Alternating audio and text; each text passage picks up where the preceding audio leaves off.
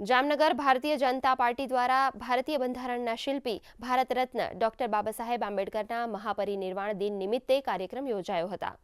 લાલ બંગલા સ્થિત બાબા સાહેબની પ્રતિમાને આગેવાનો દ્વારા પુષ્પાંજલિ અર્પણ કરાઈ હતી.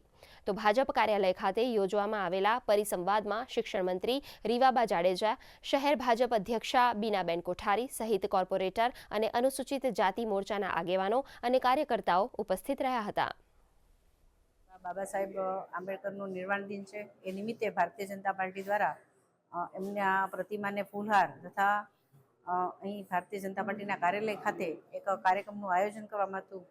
એમાં વક્તા તરીકે મંત્રી શ્રી રીવાબા ઉપસ્થિત રહ્યા હતા. સાથે તમામ મોરચાના લોકો, કાર્યકર્તાઓ, પદાધિકારીઓ, કોર્પોરેટરશ્રીઓ, સંગઠનના લોકો ઉપસ્થિત રહ્યા હતા. અને બાબા સાહેબને ભારતીય જનતા પાર્ટીએ આપેલું સન્માન અને કોંગ્રેસે કરેલા અપમાન વિશેની વિસ્તૃત માહિતી આપવામાં આવી છે.